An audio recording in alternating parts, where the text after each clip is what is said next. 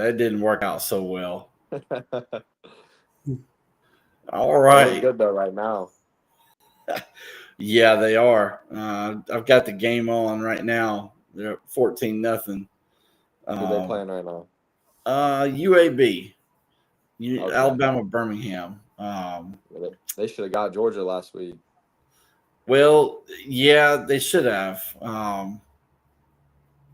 Some coaching failures. That was obviously the kicker. There was a few different things that contributed to that. Um, can't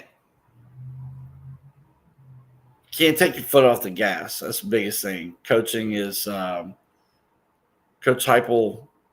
Ran the score up in the first quarter and then kind of took the foot off the gas a little bit in the second and third and tried to pick it up again. So, um, you can't do that. And then, when you play an elite team like Georgia, you got to pull out all the stops. And I think the D coordinator, um, I think there were some things he could have done differently schematically to try to disrupt Georgia. But,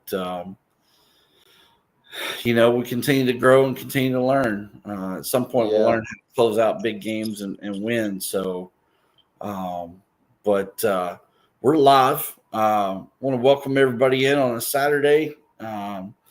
We're here with Nick Eilers. If I said that incorrectly, please correct me. I don't want to butcher a name. No, you said it correct. Okay, Nick Eilers. He's a QB.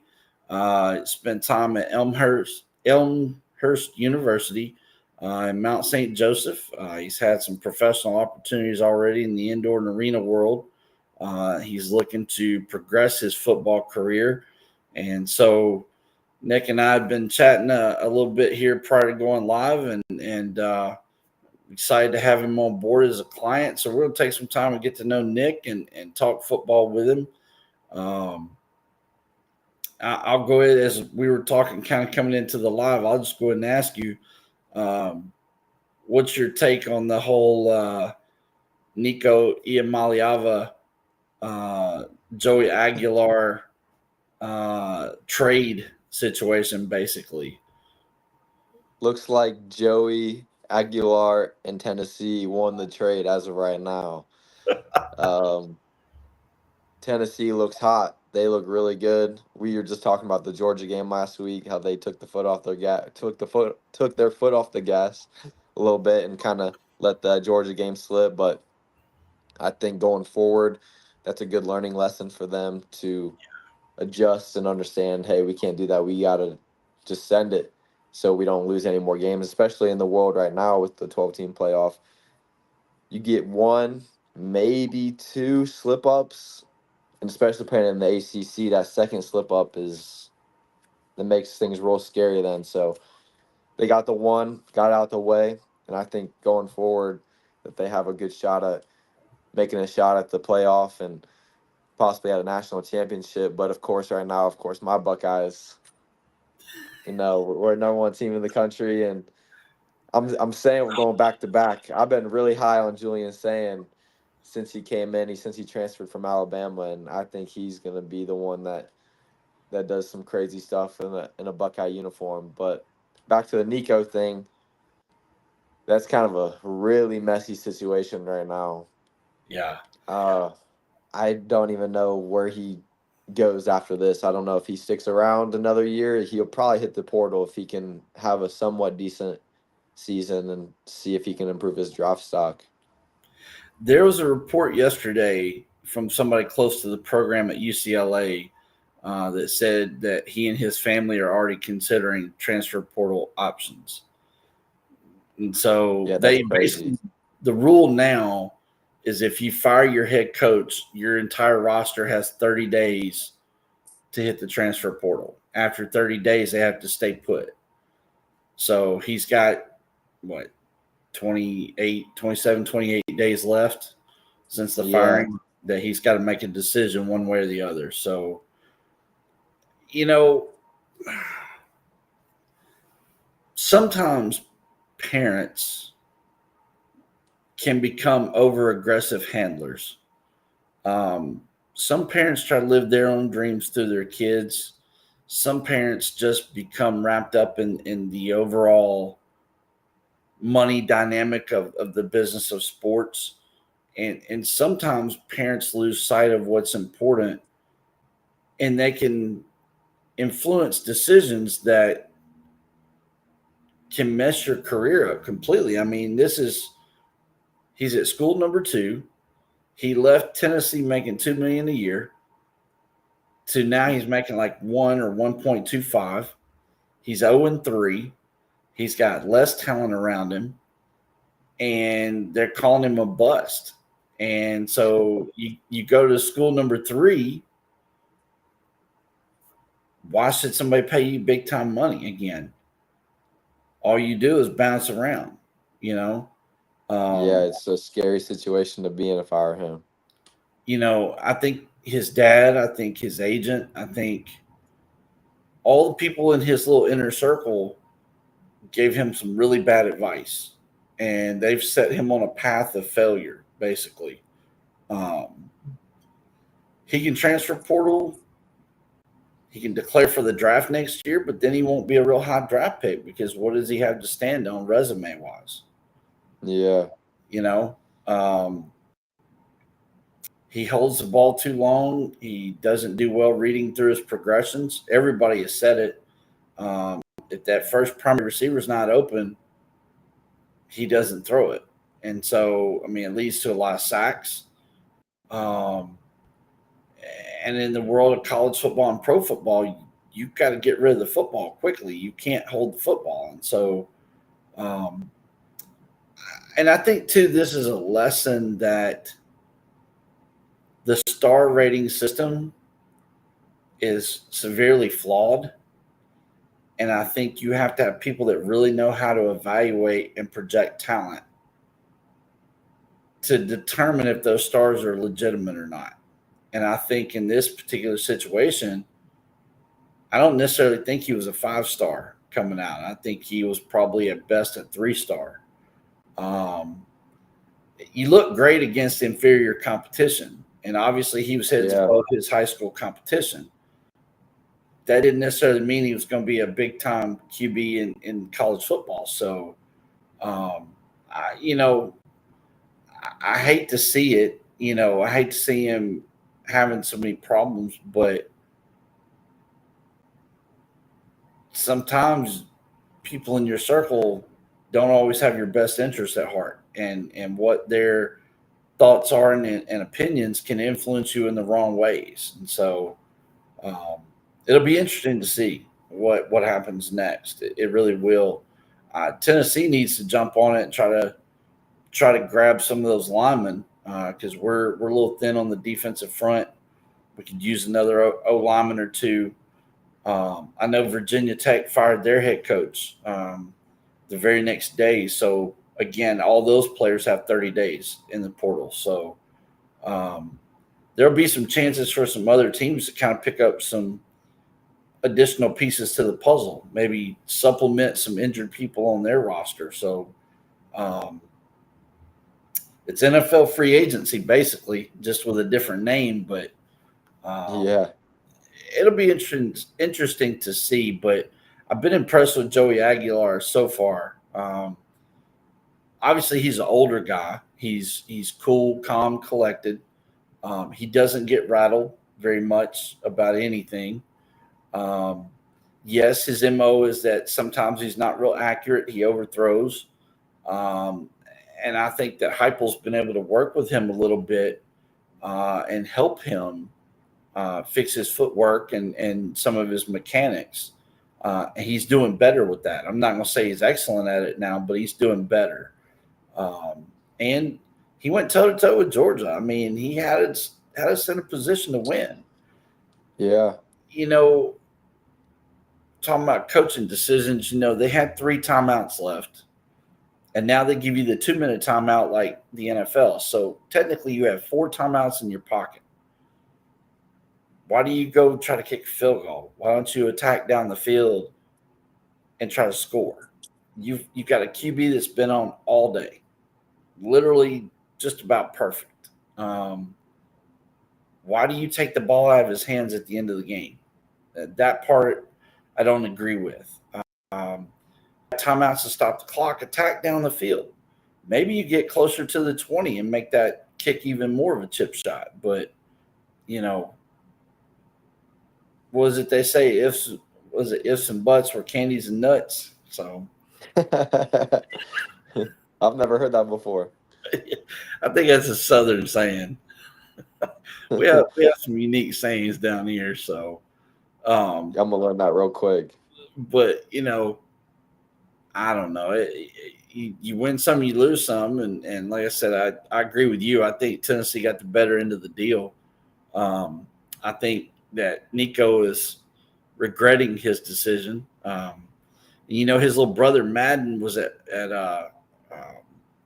where's he at? Arkansas State, and as soon as Big Brother went to UCLA, he jumped in the portal and went to UCLA, and so um, he was at Arkansas, and so Arkansas's NIL collective group is now suing his little brother, trying to get their 250,000 back because he was on That's campus. He messy. never played a game or anything. He was just there, and he left after collecting a bunch of money. So now the family is facing legal problems because now basically they stole money more or less. Yeah, So that is not a good situation to be in. no, the whole family's created a whirlwind of problems there. So we'll see. I like Joey's humbleness. Last week his mom and grandmother was there, and they showed him on camera. They were crying when he threw a touchdown, and just seeing his success from all the his travels.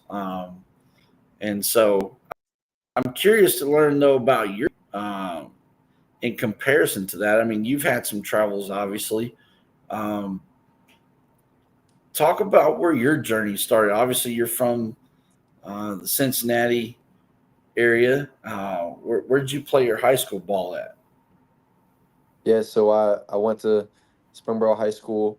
Coming out of high school, I had a preferred walk-on offer to attend Cincinnati Christian University, and so I took that.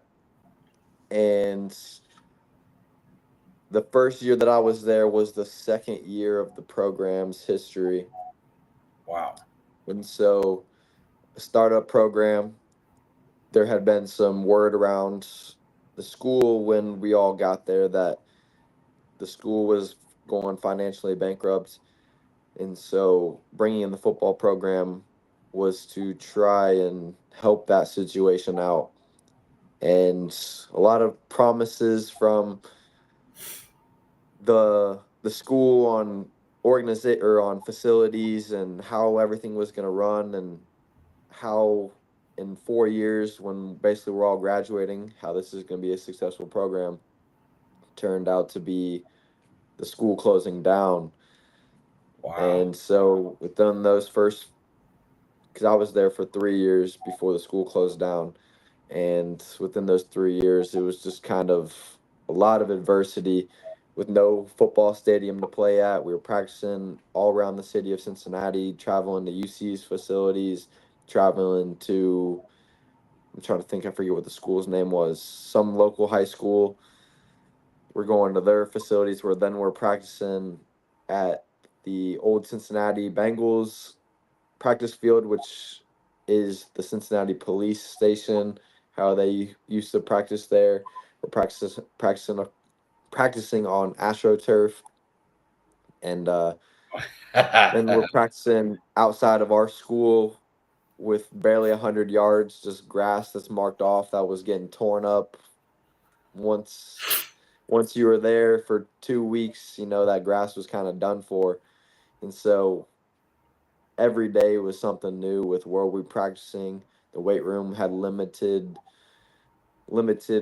equipment, so it's kind of hard to stay in shape with the limited equipment that we had. On top of the nutrition that we had at the school was not the best at all. Very, very limited options on what to eat every single day. They weren't feeding us breakfast. There was just a continental breakfast. So for guys like me who love to eat, eggs in the morning, Yep. that's not available. And so from the very start to the end of all of us getting there, from the 2016 class to the 2017 class, when the closure happened in 2019, it just became an absolute mess. And so once the school closed down, I transferred to Mount St. Joseph University. And there I had a year and a half left of school, had some eligibility left. And then within, 2 months, COVID hit, some more adversity happened. And, the season was affected by COVID. So having 2 years of eligibility left still, I graduated, got my degree, and I transferred to then Elmhurst University in Chicago, which, looking back on it, COVID was really a blessing for me because I always felt like I put in the most work compared to my competition out there. And but then once COVID hit, that really took to another level my drive and my passion for the game. And I was in the weight room. So my training looked like I wake up, I hit the gym 4 days a week. I was dribbling a basketball every single day around my neighborhood, 3.5 miles, whether it was 1 o'clock in the afternoon or if it was 1 a.m. in the morning. If I hadn't got my dribbling in, I was walking around the neighborhood because that motion, that wrist right there to strengthen that forearm, and that bouncing motion right there just to help with arm strength was a trick I learned from somebody that I had met on social media, a former I believe he played a Nebraska quarterback. And so I was in the gym 4 days a week, dribbling a basketball 7 days a week. I was doing rotational power workouts 3 days a week. I was running cardio 7 days a week. I was throwing a football 5, 6 days a week. When I didn't have guys or receivers to catch for me, I bought a net that's outside of my house that I'm throwing in because I just got to keep that arm fresh. Like it doesn't matter who's around or who's not around. I gotta make this a reality and stay pushing myself and beat out my competition, whether it's the guy that's in the QB room next to me, or if it's the guy that's living clear across the country who's aiming for the same goal that I am. So I'm trying to think, make sure I covered it. So I was in the weight room 4 days a week, rotational power 3 days a week, cardio 7 days a week, dribbling the basketball 7 days a week, throwing the football 6 days a week, and then on top of that, speed ladder work 7 days a week. So when COVID hit, I turned into a 20, 25 hour a week training to 40 to 50 to 60 hours a week, Wow. driving around wherever I could. Like that was everything. I wake up and I didn't stop until midnight, 1 o'clock in the morning. And in Jeez. between, I'd take my rests, to eat and chill just to recover, so then I could go back at it. I learned something from Kobe Bryant actually, and he had talked about, he called it compound growth.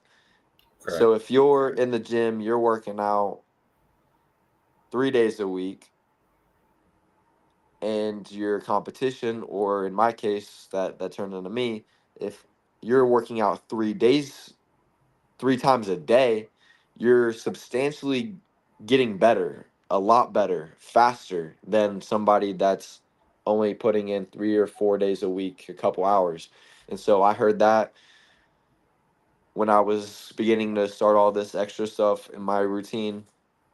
And so I was like, wow, that makes a lot of sense. If I can start just exponentially getting better within a month, 2 months, say I could get 6 months better in a month's period of time. If I can do that, then my potential that I believe I can reach is going to get so much closer. And I'm going to get just a lot better mentally, physically, and emotionally and spiritually just from learning who I am as and all the alone time that I'm spending in the gym and making running miles around my neighborhood and all types of things like that. I'm just completely growing as a human being to reach my potential, and that's what it's always been about for me. And so up until so for the next several years, that's just kind of how my routine had gone. And so then I go to Elmhurst University, and I knew coming into Elmhurst that the program had been struggling for a 10-ish year window. And so I believed going in there, I wanted to make an impact to try and change the program around and change the culture, and to show the guys when I transferred in that I'm about winning and I'm about pushing every single one of you to become better on and off the field and to make relationships with those guys. So that at that point in my life, that was the first time I had ever been more than 45 minutes away from my home, from where I attended school. And so this is the first time I got a taste of, okay, I'm not going to be able to see my family for several months, possibly. And which was good for me. I really believe that was a good thing. And it's led me up until the point that I'm at now, traveling like crazy, and it's not really an issue. Besides, you get a little homesick being away from the people you love the most, but when you're chasing a dream and you're playing football, that really outweighs the rest of it. So I got Elmhurst. I used my last couple years of eligibility there and did some really great things. Put some really nice things on tape that I knew I could do. And so I leave Elmhurst, and within the first week that I'm home, after going back home and looking to make some professional decisions and try to find some professional teams, I landed my first contract within the first week that I was back home, and I had a workout from Don Yee's free agent hub camp, and you can go look at the evaluation. It's on Sports Illustrated. You Google my name, it'll come right up. And in my opinion, it's the best evaluation that I've ever seen from them given to a quarterback from all the guys that have ever attended that workout. And so,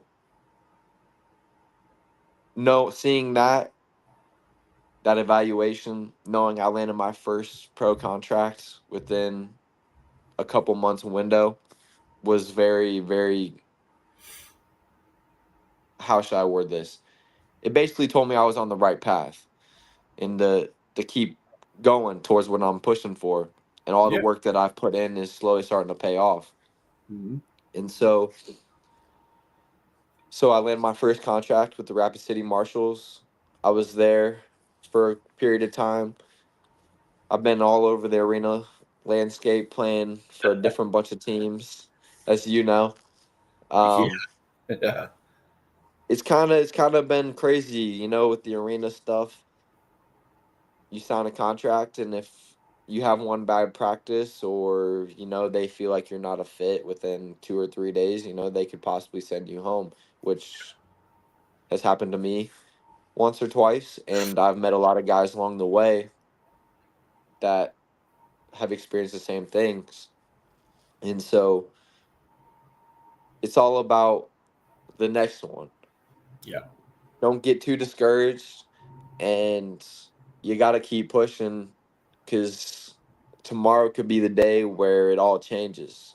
and that's always been in the back of my mind, is the saying 24 hours away. You're 24 hours away from your life forever changing if you just don't give up.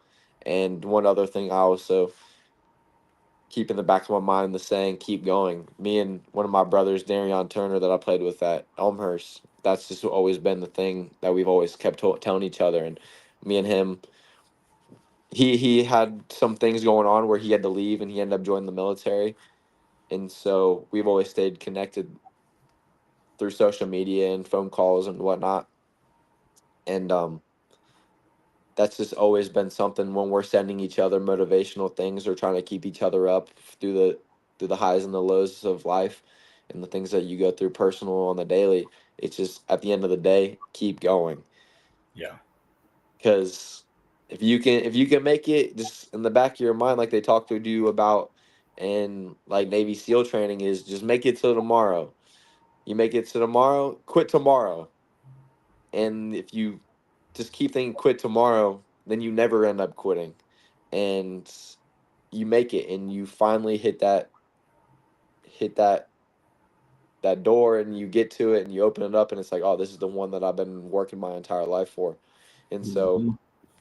like I said, I've been all over the arena landscape, just kind of looking for the right fit. A lot of things have happened within that journey where I get there and they just need a backup quarterback for a week. And so I'm getting that phone call knowing, hey, I might be here for a week, but I want to take this opportunity anyways because that's the next opportunity that God has put in my way. And I've always thought I don't want to ever decline an opportunity because something good and positive could come from that opportunity in the long run. Sure. And so in my football career, I've always taken whatever that next step was. If a team is called, I've always picked up the phone and I've never said, I feel like I've never said I feel like I'm too good or like, I'm going to wait for something better to come along. I've always said, you know what, I'm going to take it to get out there, keep playing ball, Yeah. and just show teams in the future that I've always been signed to a team and I've always been a team player as if I have to be the backup and push guys or if I'm out there actually on the field playing. And so my work ethic and my determination, my passion for this game has really kept me going in my relationship with God.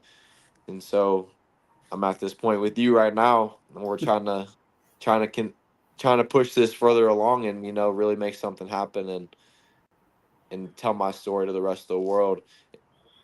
I So think, yeah, that's kind of what's happened the last 10ish years, 12 years of my life. well, I feel confident that we're going to be able to make some things happen. I really do. I do too. I want to talk about, your a little bit more your college time. Your Elmhurst bio says you appeared in 7 games at QB. You completed 53 of 105 passes for 463 yards and 2 touchdowns. Um, what was your most memorable moment from your time at Elmhurst? Yeah, so when I got to Elmhurst, not knowing anybody, my thing that I take away the most from being there is the relationships that I made with a lot of those guys. When I came into school, a lot of those guys were from the Chicago, Illinois, Wisconsin area. And so they were all really familiar with kind of each other and they'd all been there going through school together for 4 years. And so the relationships is something I definitely take away. And that will forever be something that was just really special to me by the way that they treated me when I came in, and they immediately made me feel like I was a part of their brotherhood already. On top of that, going and playing North Central, the number one team in the country for Division 3, who's an absolute powerhouse of a team right now, who could probably compete with a lot of Division 2 and some FCS and possibly some low-level Division I teams. You know, stat lines don't always tell the story for the quarterback and Yep. other players specifically. And I definitely feel like for me, the stat line didn't really show how well I played in some of these games, which is okay. You know, it's a team game, and I'm never gonna knock any of my brothers that I was playing with.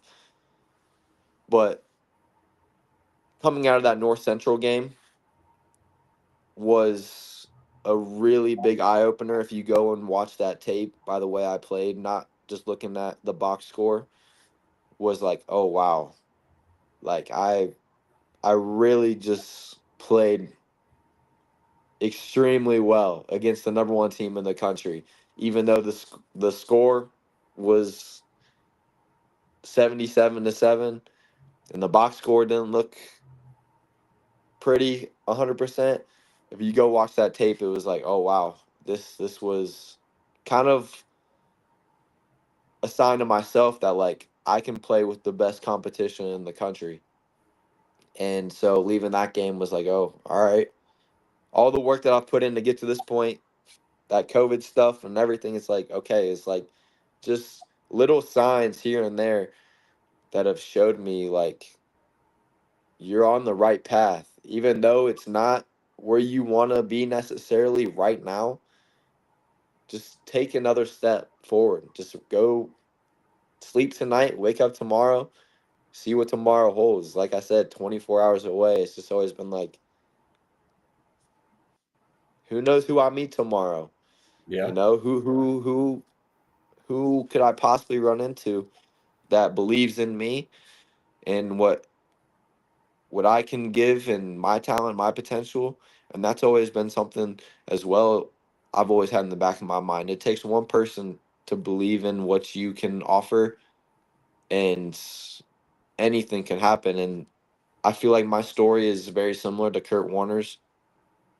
And I love Kurt Warner. I follow a lot of his stuff on social media, and I pay attention to a lot of his film breakdowns that he does because I feel like he's a very, very smart coach in general. Still, even though he used a player, some guys are great players, some guys are great play coaches. I feel like he could be very successful at both. And so some of his breakdowns that he gives on social media, I pay a lot of attention to keep learning. And like I said, I feel like my story is very similar to his in a lot of ways. And he was kind of like the same mindset as me, is just kind of take it one day at a time, and anything could possibly happen. Like in a million years, he probably never imagined that he'd be an NFL Hall of Famer with a Super Bowl right now after where he was at one point playing arena football.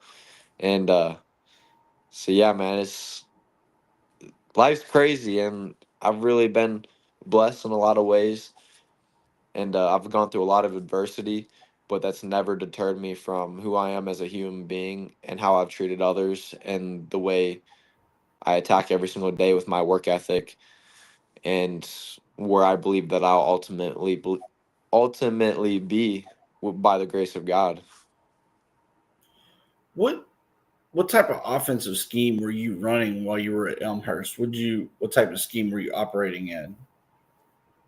Yeah, so I would say we're in like a spread pro style type offense. I Hmm. really wouldn't say that there was a specific name. A lot of it was kind of determined on who we were playing each week Right. on concepts. We were throwing in a lot of like new plays every single week, just kind of depending on who we were playing.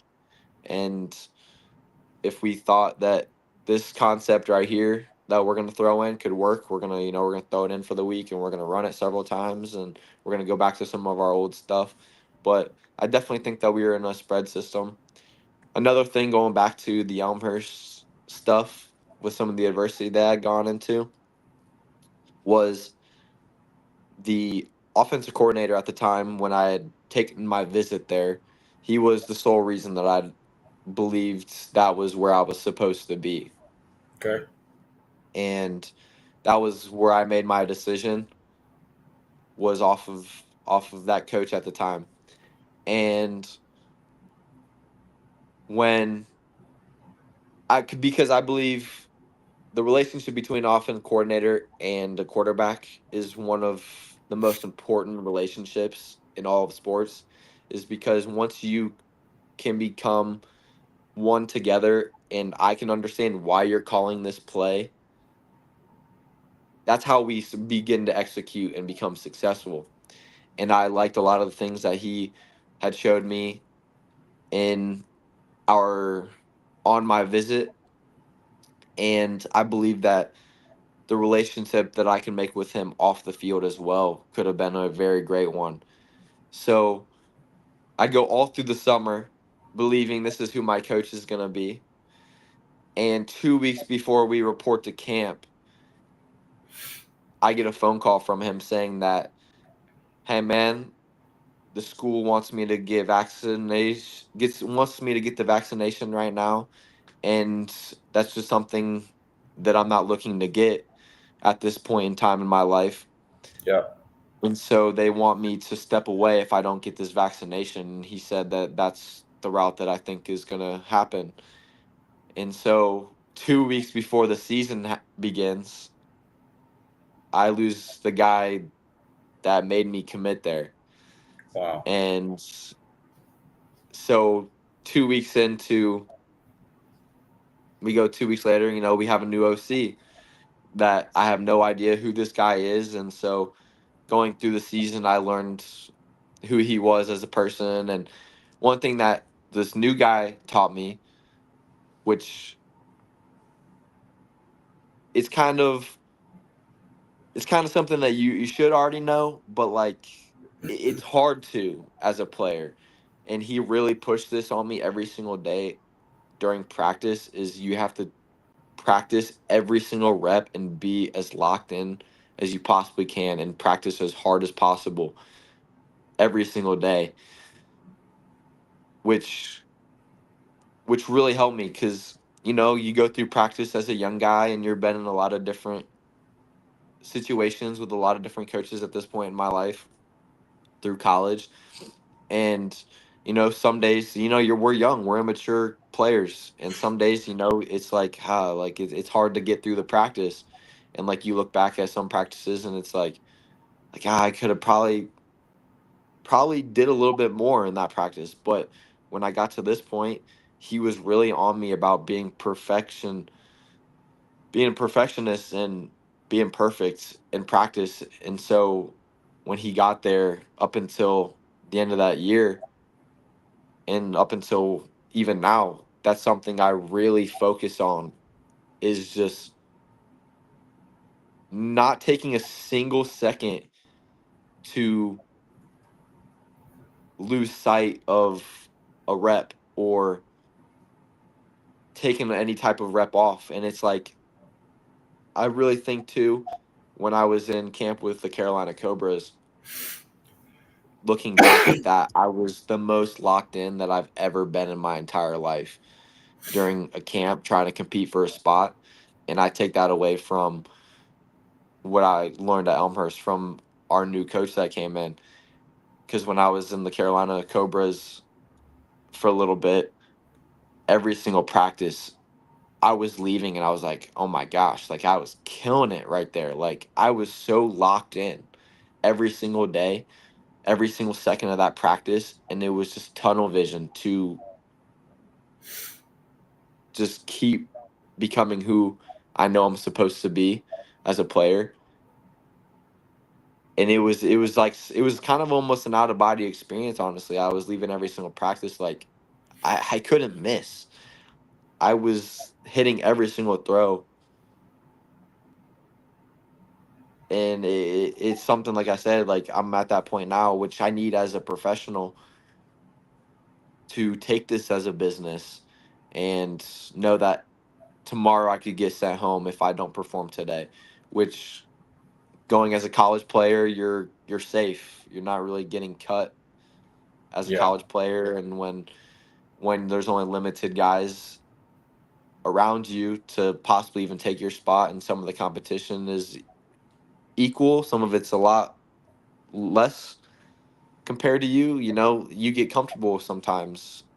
But now in the professional world, it's like that's something that I need to learn to be in this position is you got to take it every single rep. And Tom Brady talks about it as well. He's like, he talks about how when he was a player at Michigan, that he would complain to his counselor about why is he not getting any reps. And his counselor told him one time, he said, are you doing the most with the reps that you're being given right now? And he looked back on it and was like, you know what, like I probably am not doing the most with just a little bit of reps that I'm given. If I have 2 reps in a practice, I gotta be perfect. I gotta be 100%. If I have 3 reps, I gotta be 100%.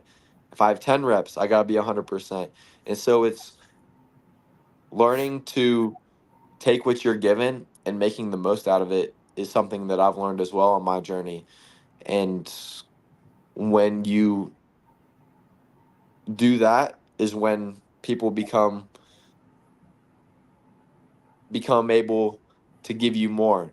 And so it's all the different lessons that I've learned along the way. It's a lot of stuff, and a lot of people go through a lot of different things mentally and physically in this game of football, and it's just kind of learning how to adapt and adjust and become a better player no matter what is thrown your way. Yeah. How do you talk about that, having that locked in mindset every day, every rep? How do you change your mindset? How do you reprogram yourself, or how do you adjust your programming to get more into that mode on a more consistent basis? Yeah, so everything that leads to that point, it falls back to the work that I've put in and believing that, oh, I've prepared to be in this situation enough not to be uncomfortable or to be nervous. Right. When when you go into a situation and you're like hesitant about the situation that you're possibly in, it's kind of like, oh, maybe I haven't prepared enough. But with the work ethic that I've put in my entire life, and a lot more so since COVID happened, I know when I go into game like situations, practices, I go into camps knowing they're making cuts in 3 days.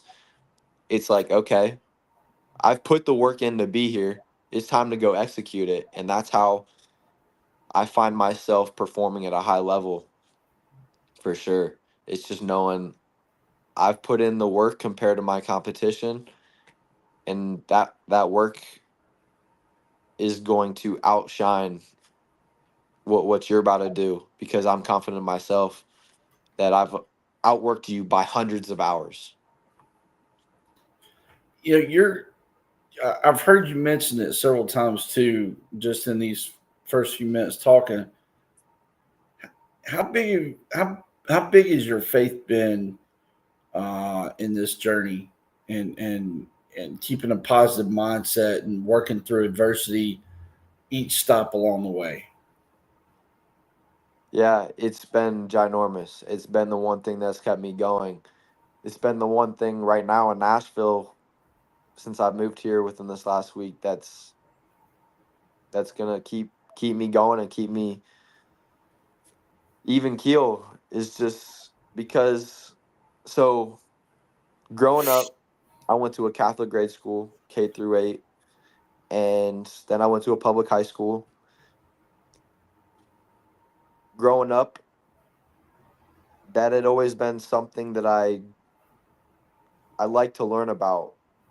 Even though we were forced to be in like religion class, that's just something that I always felt my soul kind of take me towards. And it was probably the second or third grade, the priest at the time had came in and he had talked to us and said, every single person in this world has a purpose. And you have to ask God what your purpose is, and He'll show you as long as you follow the steps that He takes you on. And he said, my purpose, I asked him, and it was to become a priest. And here I am talking to you guys. And from that conversation that I don't know, maybe 10 years old, not even, had stuck with me for forever. And I said second or third grade, 10 years old. I don't know. I don't know how old I was when I was in second or third grade. I'd probably say about 9 or 10, maybe, right? Does that sound pretty accurate? But yeah, so everything that I've been through, I've really, especially since I got back into college, my freshman and sophomore year, starting to go through more adversity with just, college is tough for guys. You're in classes all day, you're Yeah. going to practice, and you're traveling across the country playing games and everything. And so when you learn that you don't have anything but God next to you, is when everything becomes a little bit lighter, and you understand that God is in control of everything that you're going to go through. And so I've really surrendered my entire life over to God and surrendered my life over to Jesus Christ, man. And it's been the best decision of my entire life. And when I transferred into Mount St. Joseph, they have a very beautiful chapel. And that was something that I wanted to start doing, is just get in that chapel and pray, whether I came in at 7 o'clock at night, or if I got home from hanging out with a couple friends, at midnight, I was going to get in there every single night. And so COVID happened pretty quickly. But when I got back, I made myself a promise that that's what I was going to do. And every single day that I was at school there, I was in that chapel.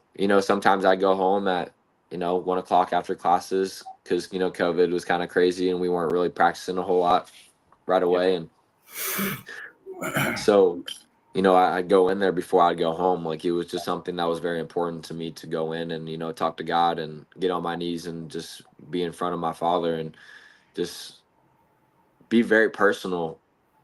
Some people don't know how to pray and don't know how to talk to God and have a relationship with God. And I found myself not knowing how to do that for the longest time, and I really started learning. It's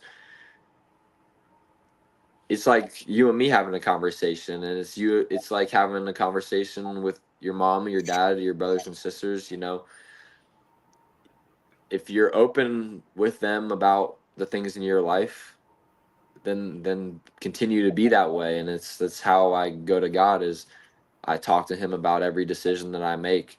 I even talk to him about who I'm supposed to play in fantasy football this week, on my roster moves. I swear, I'm it's every decision that I make in my life. Like, the reason why I'm out here in Nashville is I talked to God. I said, if I'm supposed to be in Nashville, put me there. If I'm not, make something so obvious and clear, or make something happen where it doesn't allow me to even make the chance to move out here.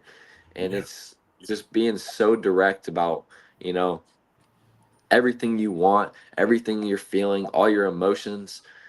And, at the end of the day, like, I'm trying to push as many people to become better brothers and sisters of Christ, and direct them to Jesus Christ, because I really believe that that's my Lord and Savior, and that's where my eternal life will be when my physical body isn't here on earth anymore, whenever that may be. And so that's my goal as a human being, is try to, whether or not you accept that or not, is just to push people to become better people, and show them through me, and show people, you, you know not every single person is a bad person, not every person is evil. You're going to find a lot of that in this world today, and with some of the craziness that we're going through. But I want to be that small light that I can shine on other people, whether or not whatever you believe. And that's my goal. here, and my faith has played a ginormous part in my life. And I talk to God every single day and ask him, don't let me lose sight of you. And when I'm 100 years old on this earth, I don't want to lose my relationship with him. And so it's something that I'm really trying to work towards every single day. And some days aren't good and some days are good, and life is a bunch of highs and a bunch of lows, and it's just, you got to keep going. Like I said, man, it's life is a beautiful thing, and I really believe that this is, as much as it is a physical experience, we very much live a spiritual experience as well. And it's, yeah, that's kind of where my faith is taking me and where I'm at with it right now. It's impressive.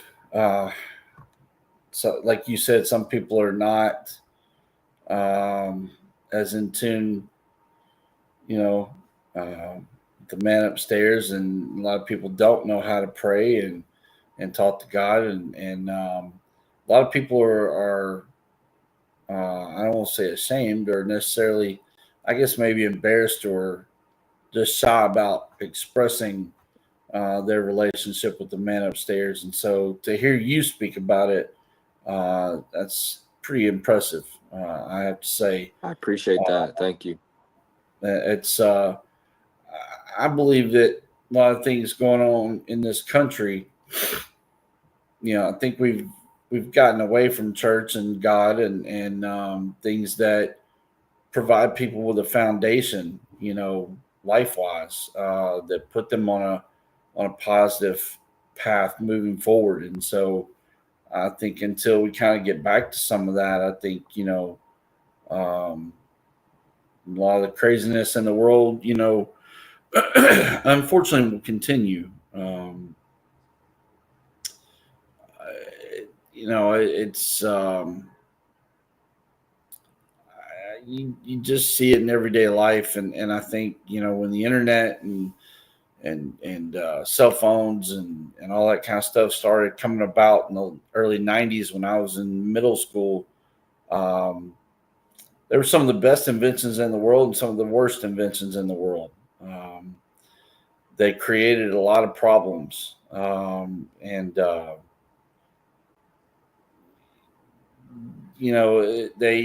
they help to provide a platform and promote things that are more negative and not so conducive to the world. Um, and I just think that as a society, we've gotten away from, uh, you know, having a relationship with the man upstairs and families going to church and being involved in the church and community and stuff. And I think that that's caused some of the issues that we see today in the world. So really impressed with that part of who you are and how you go about expressing that. I think that um, I think that the man upstairs does have a plan for everybody, and I think things happen for a reason. And I believe that um, he watches over us and guides us through the tough times as well as the good times. And so I think it is important to have that relationship and have him in your corner. Um, Talking about when you were at Mount St. Joseph, kind of continuing with the football discussion, what type of offense did you guys operate out of there? What type of scheme? Yeah, the air raid. So I learned a lot of great concepts when I was there. Some of the things that I love to run, and when I'm back outside playing ball, some of the stuff you can't really run in arena football because Yeah. it's so small. But a lot of the air raid stuff, when I'm back outside playing on a real 100 yards and 52 and a third, some of the things that you know I like to bring to the table. I did a little bit of coaching at a high school as a quarterback coach Okay. last year in Cincinnati, Okay. and that some of the concepts that I learned at MSJ were some of the things that I talked with the offensive coordinator, and we ran a little bit while I was there. So a lot of that air raid stuff is really cool to run. a lot of stuff from Mike Leach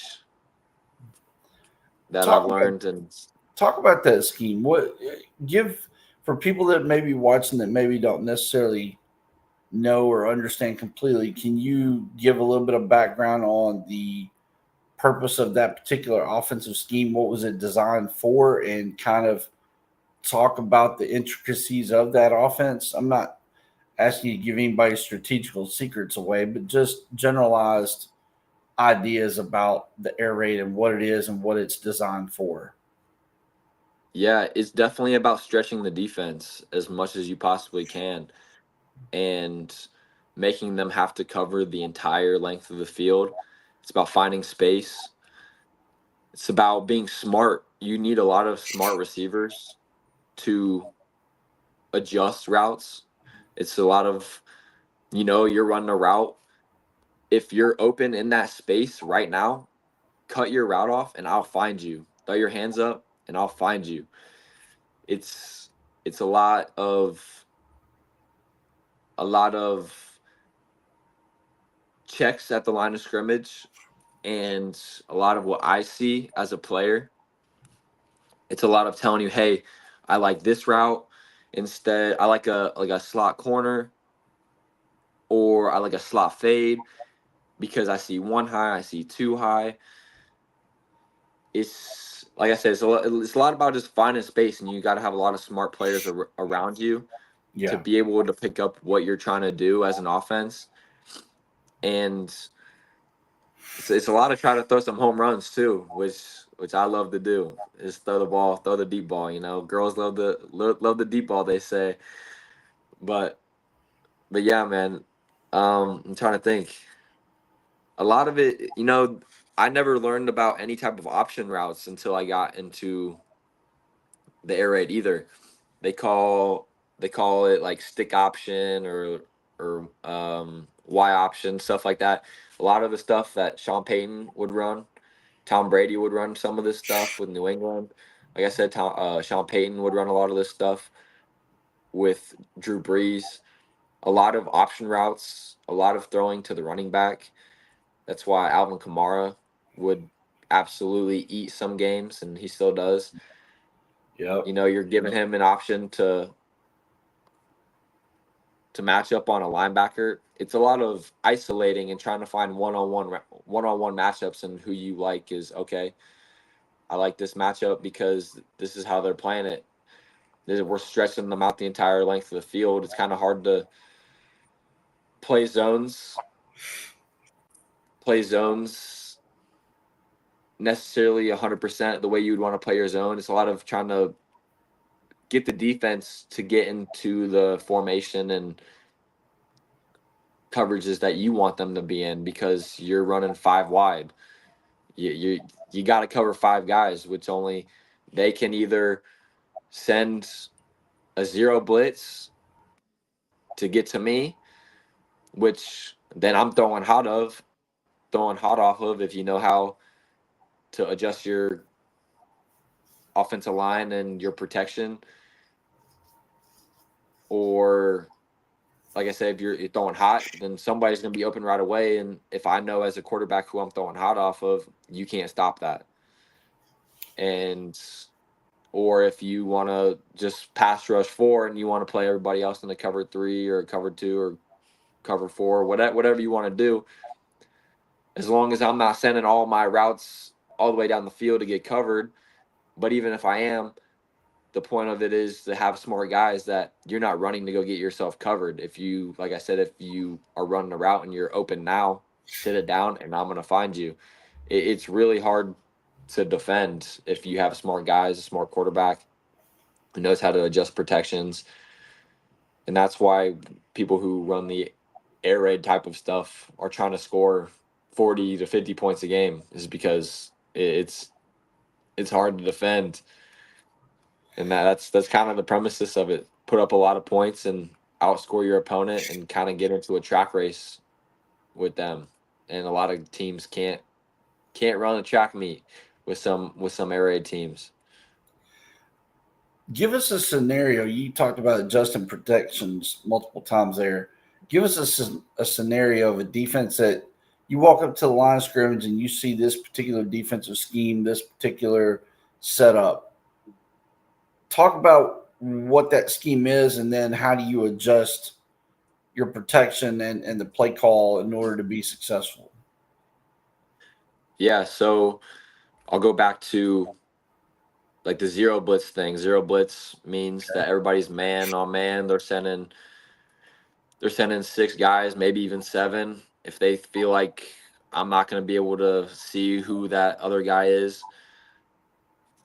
coming, I'm not going to be able to see who my fifth receiver if he's coming in a protection, or if they know that I'm blocking my six, my five offensive line, or my tight end, or sometimes I can go 7-on-7 if I have my offensive line, my tight end, my running back, and then I got my four receivers out in route concepts, or even three. I could block eight and they'd send seven, which that's kind of a lot of different other stuff. But back to the zero blitz, if I'm getting zero blitz, I know that if I have five guys out in a route pattern, I gotta adjust my line. I gotta half slide it left or right, or full slide left or right, depend on which guy I'm targeting, which guy that I know that I'm throwing hot off of, and the guy that's I'm throwing hot off of, you want to throw into the blitz. So say the guy that I'm throwing into the blitz is coming left, I want to throw it exactly right past him. So he's coming right at me, and the ball's going right behind his ear. So types of stuff like that. Um, if I don't know who's coming, you want to half slide left or right. You want to tell your running back, hey, I don't want you out on this pattern right now. I want you to step up into the A or B gap. I'm personally not a fan of throwing my running back, full sliding my line left or right, and leaving my running back on a defensive end. I'm personally not a fan of that unless I have a running back that's, maybe 6'2", 240, 250, which that might be probably a fullback in that case. I'd Yeah. rather have him step up into a gap and try to take on a linebacker.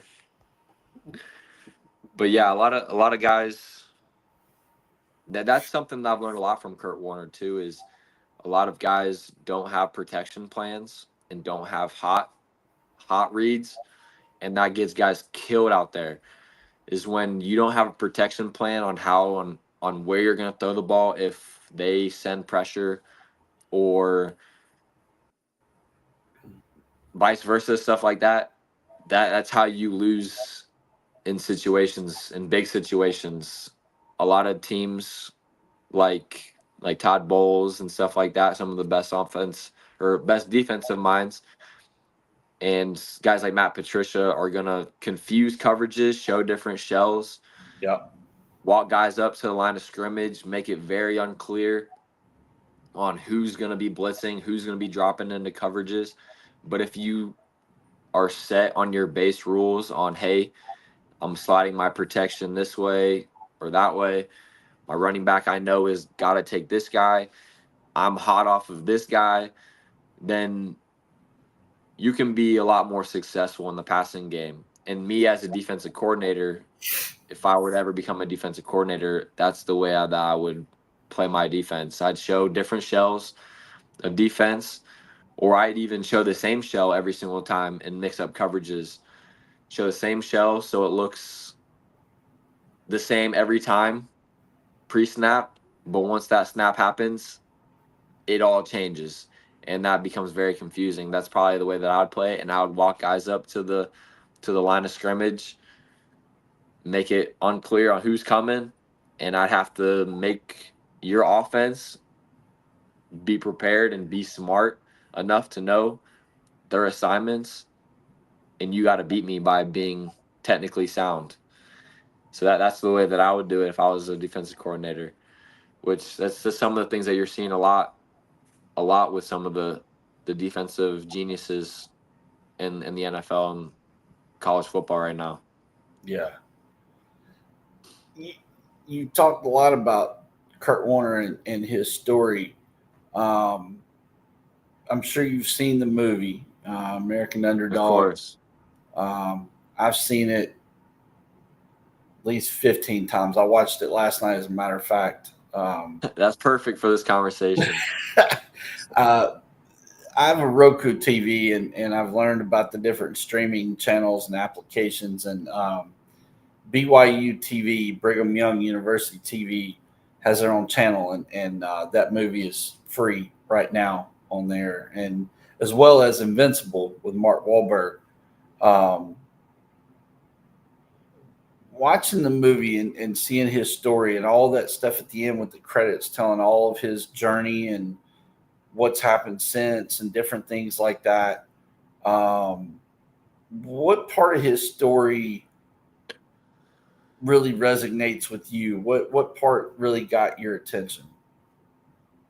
Yeah, man. First and foremost, his faith in God and his trust in God and his never quit mentality were the two that really stuck with me.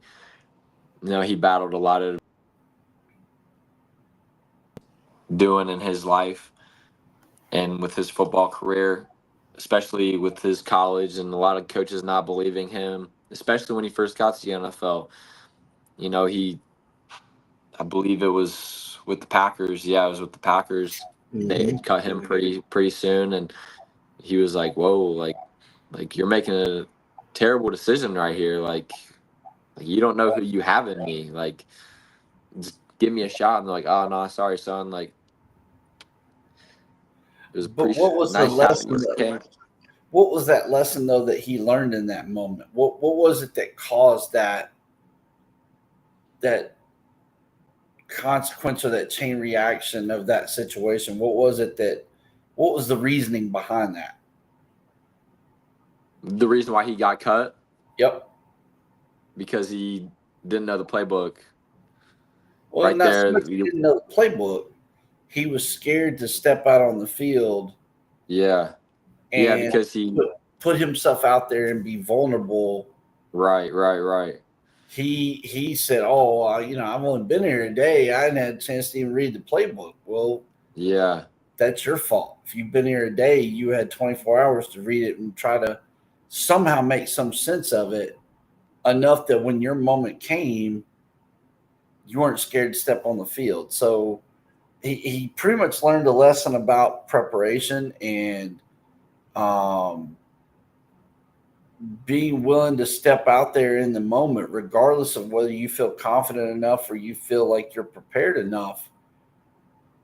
It's kind of, to me, I relate it to Eminem's song from his movie 8 Mile. If you listen to that song and you hear the first verse, it pretty much applies to that very yeah, scenario. Eminem says in his verse, if you have one opportunity to seize everything you ever wanted, one moment, would you capture it or would you let it slip? Well, he let it slip because he was too scared to just go out there and just let it fly and try to figure it out on the run. He let his fear of failure take control to a point where it cost him. So it was more about a learning of a lesson of preparation and overcoming your fear and sometimes taking a chance on yourself, you know 100%. and again it came back into play again later on when he was with the Barnstormers.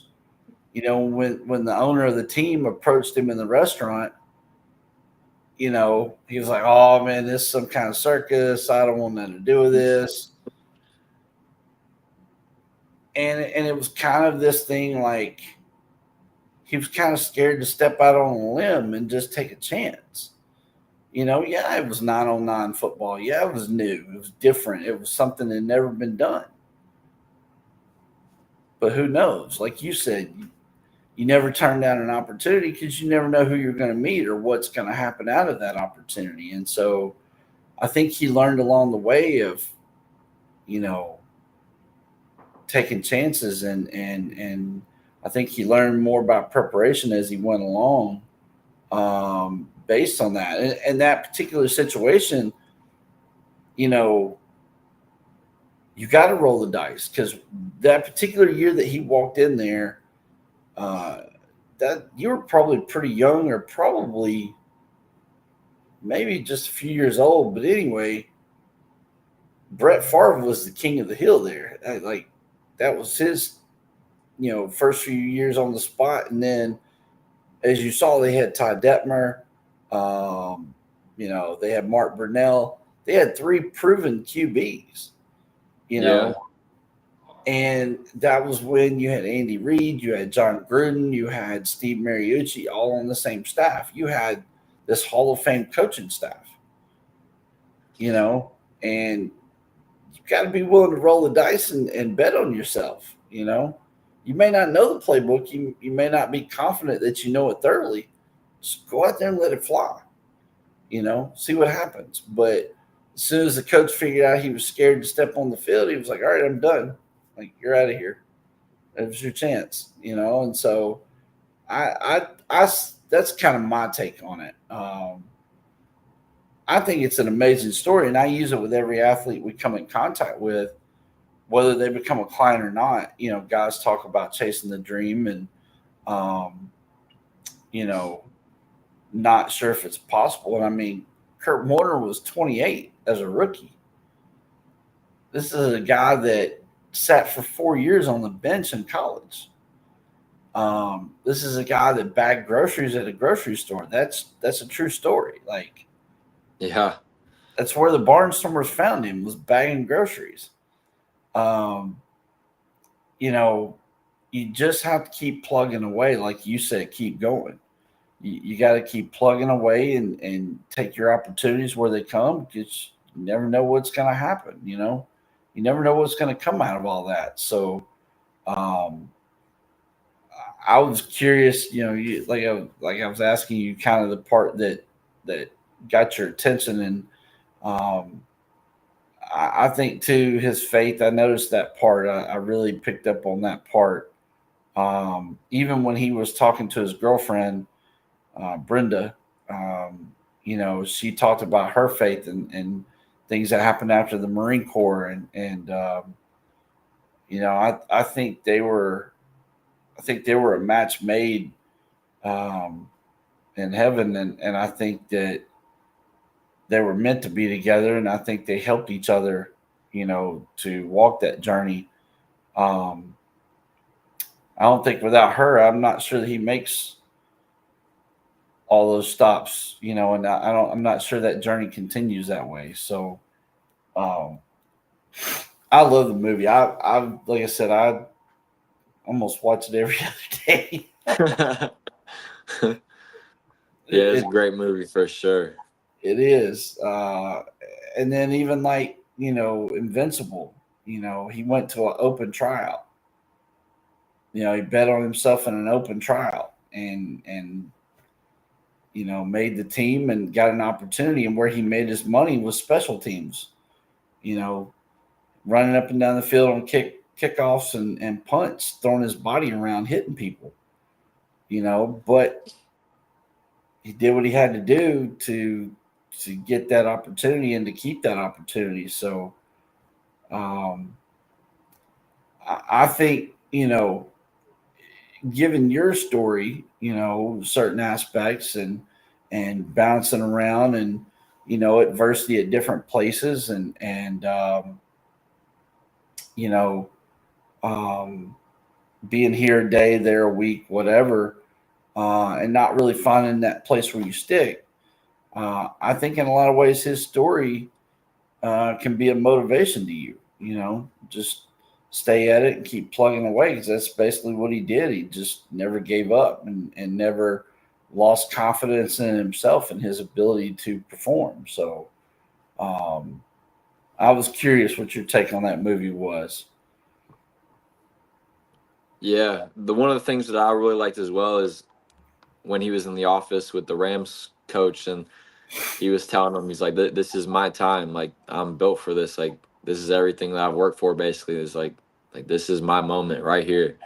Like that was something that I really loved in the movie too, because that's how I feel in a lot of these situations lately. Like, everything that I've worked for so long now. It's like, okay, like I'm here, like this is my moment, like it's my time to finally show the world who I am as a player and to tell my story and make somebody else a lot of money as well as myself, hopefully one day. Like I know that it's coming. Like God has something very, very special for me, and I know all of the adversity that I've been through, and I truly believe that God will not forsake me. And they talk about in the Bible, you know, whatever you've lost, he'll give back 10 times, and that's how I feel. Like I'm ready. Like I'm ready to make something happen with you, and that's why I took that leap of faith is to join and meet you and work together to try to turn something to an amazing story and make you proud and be like, dang, that I gave that guy a chance. I'm the one that was on his line trying to get him to help him get an opportunity, and I want to make you proud and like give you that feeling like, oh my gosh, like we work together and we're so close now. We got a great relationship, and like I want to help give you some credit on taking me where I believe I can go one day. That's gonna happen. That's gonna happen, and I'm I'm very confident in your abilities and what I've seen on your film that there are some special opportunities down the road for you here in the very near future. I think you just have to just hang in there and stay the course, be patient, trust the process, and believe in yourself, and have faith in the whole deal. We're gonna make something happen together. You have my word on Of that. course. We're gonna get busy on that. Um, I pulled even before you mentioned that. I already had pulled that evaluation from the hunt. And I wanted to kind of talk to you a little bit about it. What I read says you're an accurate passer who takes what the defense gives. You possess the ability to make all the throws, and you showcase excellence. Um, Says while short to intermediate part of the passing game is where you thrive. Your best attribute may be the deep ball, and he talks about how you can push the ball downfield. You throw a pretty ball. You know when to take some mustard off the dog is what it says. Uh, Inside the pocket, he exudes confidence, owns excellent poise, is calm, cool, collective, and very coachable. Uh, while his lack of prototypes may limit his NFL opportunity, Eilers is a competent passer who could catch on in an alternate league provide stability. I mean, that's a pretty impressive evaluation. I would say some of the things, the one thing that's out to me the most um, is that you're coachable. You exude confidence. I've been able to take just from this interview and talking to you. Um, and when I watch see the same thing and on a pretty ball and being able to make all the throws and your poise in the pocket, you are cool and calm and collective in the pocket as well from the things I saw. Um, and we'll have a chance here in just a minute to see that. As I was working on this as part of the interview, let's see if I can get it to come up here. We'll let you talk a little bit about your film, and we'll talk about some rows. And let's see, where's it at?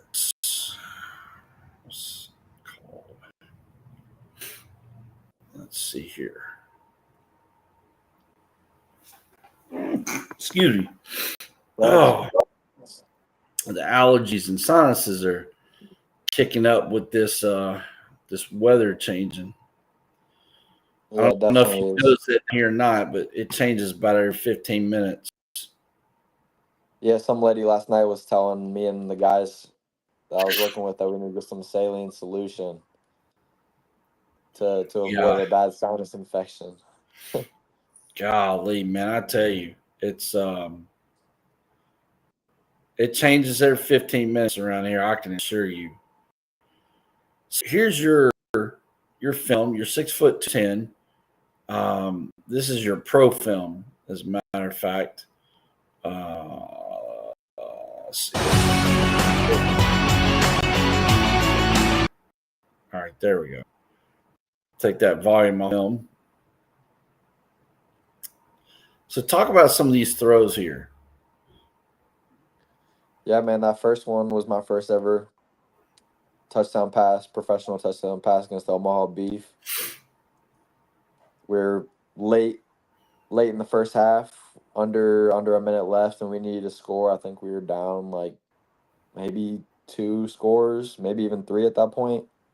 Okay. And that right there kind of kept us back in the game. Uh, yeah, that one right there. And then that one, the next one right there that shows it's like third and long, maybe even fourth and long. And I knew that I had to move the chains. I knew we had a wall concept, 149 actually. I remember the play call where everybody goes and runs to the wall. The one was the hitch, so everybody the one hitch sits on the wall. The four was a curl. He goes, runs to the wall, and then he curls out. Give me a give me a vision, and then the nine, he runs to the wall and then runs up the wall for like a go ball. And I'm almost positive it was fourth and like 13 or something like that. And I knew I had to convert the chains. Knew that I was going to either be hitting that nine or that four, and that four came open for me. A lot of these, taking what the defense gives me, I'm really good at that. If I see that you're playing off coverage, I'm just going to take it, check it down, live to see another day, and then as soon as you start to come up and press and you want to be up in my DB's face or in my receiver's faces, I'm going to take you up top. I like to show a little bit of my running ability here and there, so I can get out the pocket and scamper a little bit. I feel like I'm like a Russell Wilson type of guy where, I'm going to extend the play and try to make the throw downfield. If I got to get 10, 15 yards, I will get myself out of bounds or slide down, keep myself safe. So, yeah, man, that's a lot of what I do and what I feel like I show on film. Let me ask you something. What type of leader are you? On the field, there's typically two types of leaders. There's the loud, boisterous, rah rah leader, the Ed Reeds, the Ray Lewises. Then there's that quiet, bring your lunch pail to work, lead by example kind of guy. Which one are you, and why do you say that? I'm definitely the lead by example type of guy at first. When I come into a room, I know guys don't want to be hearing the new guy trying to talk a lot because you haven't proved anything. I'll come into the room and I want to prove who I am as a player first and know that you guys can trust me and trust that I can lead the offense. And so that's who I am at first. But then once I begin to gain that trust and that confidence in the rest of the guys on the team is when I begin to use my voice a little bit.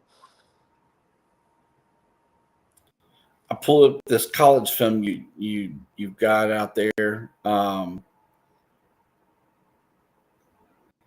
to us a little Yeah, bit man. about some of this film. Yeah, man. That first pass right there is the second longest pass in school history. Was an 81-yard. This right here, throwing it to a spot where my guy can make a play. This one I really like right here, backed up in my end zone against probably the best defense in the country. I was right in the goal line. They trusted me not to hand the ball off on a third and long. And I pick up the sticks, throw a little back shoulder to my receiver right here. Yeah, this one right here, backed up. I'm not sweating it. I've been getting hit all game. I end up the game, I think I had like 18 carries in the game. I got sacked probably 6 times, 7 times that game. Had carried to just get out of the pocket a few times, on top of getting hit a lot while I threw the ball that game. And I just, all right, cool, 3rd and long. Let's get it rolling. Yeah, right there versus North Central, the little back shoulder against the red team, #1 team in the country. You know, picking up the zone apart, and then right there, baby, touchdown, walks in. I'd like to show a little bit of my running. You can get out the pocket. Oh, I'm getting out. I ain't trying to take that hit. Fade ball to the end zone. And then right here too. Now, Can't really see it. Or yeah, no, not that one. Maybe it's the next one. Yeah, it's this one right here. I'm running out the pocket, getting tackled, a little shovel pass. Whoever ends up watching this, if you're a coach, man, just give me the keys of the car and believe in what I can do, and we're gonna go real far together. I promise you that. Uh, I know who I am as a player, and all the work that I've put in is paid off. And you give me the keys to drive the Lambo, we're gonna go put some points up together. do you consider yourself a true pocket passer or a dual threat QB or even a mobile pocket passer? So, so let me try to think. There's um, there's pure passer, there's dual threat, and there's What's oh, what's the referred other to as a one? mobile pocket passer. You're mostly Mobile. a I'd pocket say passer. I'd just say I was mobile. I'd say mobile. I wouldn't call myself a dual threat, but I Okay. would definitely say that I'm mobile for sure. Okay. So you're the mobile pocket passer, a guy that Yeah, 90% of the yeah, time for stays in sure. the pocket, occasionally can pick up a few yards with the legs when needed or extended play. Yeah, yup, for sure, for sure. Gotcha. Gotcha. Dual threats are more the guys that tend to run a lot more than they do throw the ball. They pull the trigger and take Yeah. off a lot quicker. So I was curious how you see yourself. Um, it's pretty obvious. We've already, without asking, now we've already covered it, but it's pretty obvious. One of the people that you look up to is Kurt Warner. Is there anybody else you look up to, and if so, why? Oh, I'm trying to think. And it could be anybody: family member, teacher, professor, coach, teammate, childhood friend, somebody you passed in the grocery store and maybe they gave you some advice that stuck with you. I mean, it could be anybody. Um, of course, Jesus Christ, my Lord and Savior. Always, that's who I'm trying to live my life as. But as a football standpoint, anybody that I really, I'm trying to think. Kurt Warner, like you said, I try to model my game after a couple guys. That was my Uh, next question. Go ahead. yeah, I try to model my game off, guys like Drew Brees, Baker Mayfield a little bit. Um, guys my size. I like to try to take some things from some of the best like passers, like Aaron Rodgers, and the way they rotate and the way that they throw the ball. Guys like Tom Brady, of course, but guys that I know that are similar to me and around my size, Drew Brees, Baker Mayfield. Guys like Doug Flutie a little bit, some older guys. Uh, that's a little old. But guys, there's not really anybody that I truly feel like I look up to in my life. Um, my mom, honestly, my mom is the one rock in my life. We've been through a lot of hard times together, just from the moment as I was a baby to, times up until today. We go through a lot together, and she's seen a lot of the adversity that I've gone through, and I've seen a lot of the adversity that she's gone through, and the way that she's been always been the same person, no matter through the terrible things that we've been through as a family, through the losses, or even through the most joyful moments that we've been through together. She's always been the same person, and for me, that's been an absolute blessing. That if I could pick my mom in any life, I would pick her every time, over and over and over.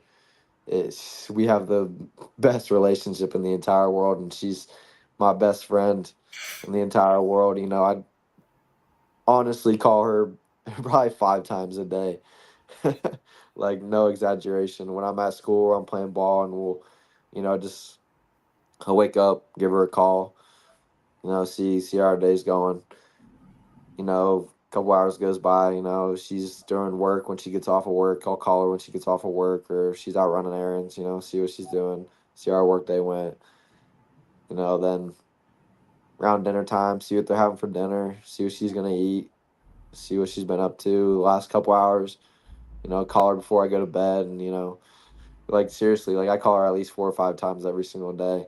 And she tried calling me while we're on this interview, and I had to swipe up on the page. She's probably wondering where I'm at, because every time I call, she answers, and every time she calls me, I answer. She has my location, so she sees that I'm sitting in the house right now and I'm safe and everything. Well, Mom, But if you yeah, that's see this, definitely who I'm sorry. I apologize for taking up time here. No, it's okay. But she'll definitely be the first person I give a ring to right when we get out of here. But yeah, man, my mom is an absolute angel. Her name is Angela, which is kind of ironic, Angie, and she is an absolute angel and the most God sent blessing I could have ever asked for in my entire life. And she's like I said, she's seen a lot of the adversity that I've been through, and I see it hurts her to see me put in the work that I've put in. And some, by the way, some people have done me, whether they are trying to do me wrong or not. you know she sees it in this football world. It's kind of a cold game.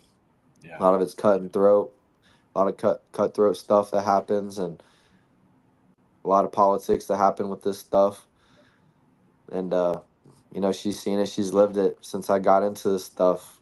And I really do this to make her proud. And I want to see her see when some of the things, I go back to that North Central game. She was at that game when she saw me play against the number one team in the country. And like I said, the box score watchers are going to look at that and have their opinions on him. But if you really watch the game, like, you'd have a different opinion. And she was at that game, and we all walked out of that game like, oh my gosh, like, she's very proud of me after that game. And of course, she's proud of me after, no matter how well or bad I play. But yeah, that's just, I want to do this for her more than anybody. Whether I make it to the NFL or not, like, I want to be able to retire her more than anything one day, and put her in a house. And I want to give back a million times the amount that she's given me. And I know that she's always tells me that she just wants to see me happy and have a family and all that other stuff, like, along the line. But like, that can all come after I set you up and I take care of her. Honestly, that she's done enough for me to last 10 lifetimes. And as much as I'd never be able to repay her, no matter I put her in $1 billion house, like, that just wouldn't even be enough for what she's done. So yeah, that's definitely, like you said, back to the question, who I play like a little bit and role model my game after, and then the person I look up to. Those two for you, right there for you, for sure. Wow. When the last game is played, when your football career is finally done and over with, and you hang your cleats up for the final time, where does Nick go? What's your dreams? What's your goals? What's your plans after the game of football? Man, I can't lie to you. I want to do everything. I want to do everything that this life has to offer. If I can be in movies, I'll be in movies. I used to sing a little bit as a kid. I Okay. used to be in, like, school programs, like Okay. I used to sing a little bit, like, I messed up in front of the whole crowd one time. Like literally, we're in the middle. I'm in the middle of my verse, and like the school teacher said something like telling us like one more time around like to the rest of the group like that were like on our like refrain, and like I'm like in the middle of my verse, and then I like look down at her. I'm like, wait, what?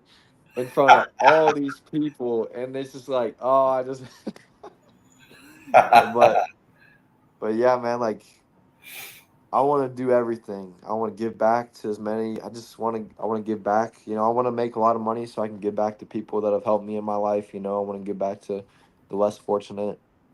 You know, I've I've made lunches for the homeless and for shelters before as a little kid and stuff like that.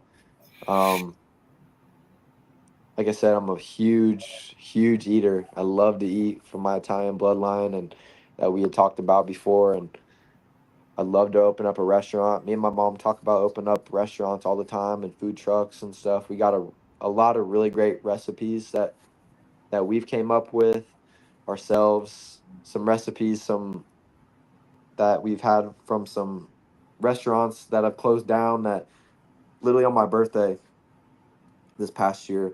So there's this restaurant in Cincinnati that's my favorite place in the entire world. And they their business shut down because the older couple that ran the restaurant, they didn't have anybody to pass the restaurant to, and so they sold the restaurant to some restaurant group, and it completely changed, and all the recipes changed. And so there was this one dish. It was this bow tie pasta dish with like this like very light red pepper cream sauce and this chicken cutlet underneath of it with some spinach in it. And it's the best dish I've ever had in my entire life. It's my favorite thing to eat. And we've been without this dish for probably like the last like 3-ish years, maybe 4 years since they closed down. And I had to learn how to do this. I had to find the recipe. And so we had tried several times, a bunch of knockoffs using different ingredients. And this one soup that we had, this like tomato, like red pepper tomato soup that we tried to use as like a base to the sauce, and it just never compared. And so literally on my birthday at like 2 o'clock in the morning, I was like, I'm gonna try and find employees or relatives of these people, and I'm gonna message them on Facebook and see if I can come up with this recipe. And thank God somebody hit me back. I think it was one of their sons. It was like, oh my gosh, like yeah, like we closed the restaurant down. Those are my parents that own the restaurant. And I was like, by chance, would you please send me this recipe? And they sent it to me. And so we've made it probably 4 times in the last like 2 months since yeah, since July. Wow. And we got home in vacation. Like we went on vacation pretty soon afterwards. And so we got home in like August, like towards like the end of July, beginning of August. And yeah, we've made this recipe like 4 times, and it's we're in the middle of September. But yeah, So it's so spot yeah, on. I'd love to. Yeah, so I'd love to open up a restaurant one day. Uh, then there's like I'm huge wing person too. Like wings are my favorite food as well. There's this place called Roosters. It's in Cincinnati and Dayton, Ohio. And it's kind of like an Ohio thing, and they have one in Lexington, Kentucky. Yeah. And I've been all around the world, or not around the world really, but around the country. I've been looking for the best wings that can compare to that. And when I was in Salina, Kansas, I found a wing. It was called the Blind Pig, and they had a garlic sriracha dry rub wings that you could buy. And so they also had like a side dish, like another meal, like a chicken and waffles meal. And the chicken and waffles just came with like some just basic chicken tenders or whatever. And so I had bought these wings. I had like had both those meals at two separate occasions. And I was like, oh my gosh, these wings are like probably the second best wing I've ever had in my entire life besides the ones at home. And so I bought those wings, and the chicken tenders, like I said on the chicken and waffles meal, was just kind of like it was just regular chicken tenders. but the waffle itself was like this Belgium pearl waffle, like this glazed sugar on it. What? This with like yeah, like this amazing waffle that I had. And so I was like, you know what? I'm gonna buy these wings. I'm gonna tell them keep the chicken tenders on the side. Just I want the waffle, and then I made my own chicken and waffles meal from their spot. And so about a year ago, like I had been so it'd been like 2 years since I'd had this meal, and I was like, oh my gosh, like I gotta have this again. Like I'm never gonna be in Salina, Kansas, probably ever again. And so I went and found one of their employees on Facebook, or I think, yeah, it was like Instagram or Facebook. I messaged her and she sent me the recipe for it. So now I've been making that like crazy. It's been a while since I've made that, but when I first got that recipe, I was making that once every like week or two for a while. But I'm very passionate about food, and like I had told you before, like we hopped on this interview, like food is like kind of my family's like love language, and I feel like food unites people, and being able to share the taste and this just amazing taste in my mouth and lets you try it and lets you be happy and think, oh my gosh, this is the greatest thing I've ever had too. And just like, it's just kind of like a bonding experience. And it's something, you know, like when I'm with football, with guys from football, like that's something I like to do a lot. Like I'll take guys, we'll go eat together and try places. And especially here in Nashville with my new roommates that I'm here with. Like that's something that we've already done a lot since we've been here in a week. We've tried some new food places, some hot chicken places that we found that are really good. So yeah, man. Like man, I want to do it all. I just I want to make the most out of the life that God's given me and Yeah. do everything possible. That's what I want to do after I'm done playing football. My family owned and operated a restaurant for many, many years. I grew up in the restaurant business. Like I Okay. started working when I was about 8 years old. So, um, Oh dang, they had you busy in that kitchen. well, my brother and I started out uh, putting up tables or putting up chairs at the end of the night and busting tables and mopping and stuff. We had a pork barbecue and southern fried catfish restaurant, and Oh so my gosh. we had a buffet on Friday and Saturday night, and so my grandfather paid us like $20 a week to put up chairs and help clean up at the end of the night, kind of thing. And then I progressed to learn the register with my mom, and then I ended up in the kitchen with my dad, and my grandfather, and I learned how to batter the fish and fry them and things like that. And so the only thing I didn't really do is the accounting. That was my grandmother's area, and so. Um, Other than that, it was manning the TV in the office, hanging out until time to go out and do our piece. And then Yeah. we had three circus-sized tents, and we rented those out to like auctioneers if they were doing an estate sale. Um, Maybe it was going to rain. They didn't want the bidders to get wet. We put up a tent, tables and chairs. We go get the trailer from Coke or Pepsi, and we do a concession stand kind of thing. And I spent a lot of my Saturdays inside a concession stand making barbecue sandwiches and serving coffee and cold drinks. And uh, Yeah.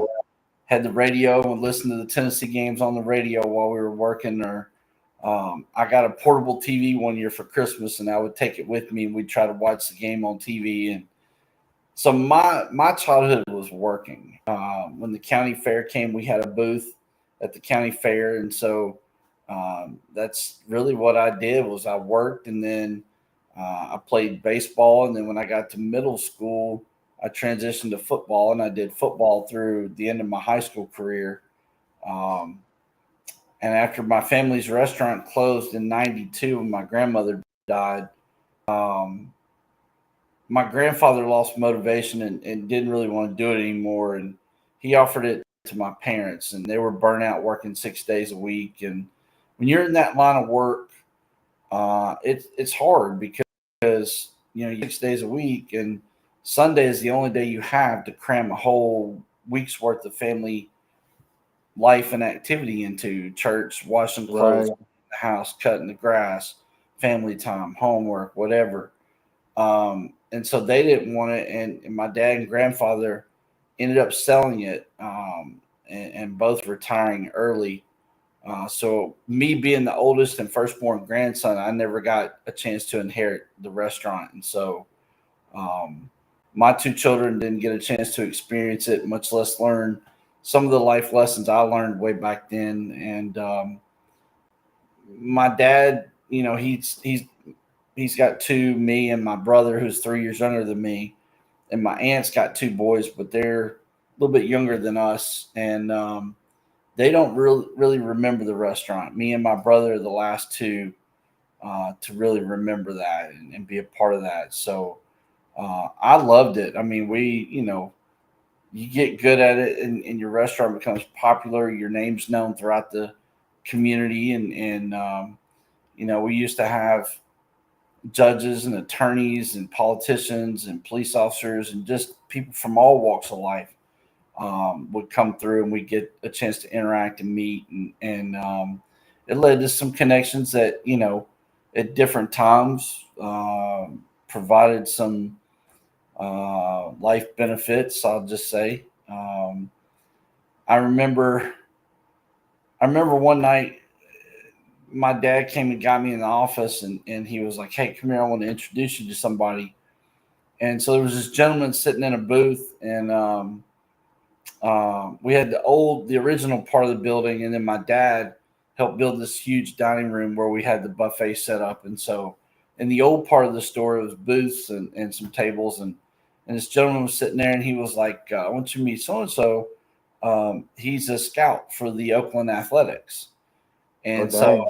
he was in town scouting the community college players, and he came to eat. And so um, me collecting baseball cards and football cards as a kid, being a huge sports fanatic, um, I basically invited myself over to his booth and sat down, and I just talked his ear off about baseball. So um, it was pretty cool, though. I got to meet different people from different walks of life, and to hear people talk about the barbecue and the catfish, and even to this day, I mean, that was 92, so that's what, 833, about 33 years later.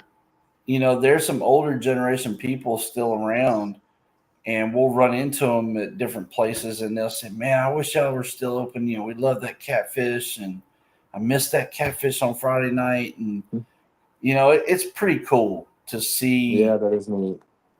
the success that my grandfather built, and the fact that it's still known 30 some odd years later. It's the buildings, though, is there, the property and everything, it's all still there. I live a couple blocks from it, and sometimes I go by there, get out and walk, and I walk that direction, and I can still see my childhood play back in front of me like a movie.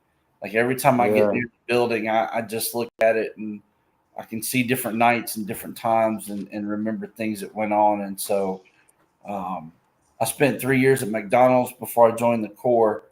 So restaurant and food business has been in my blood for a long time.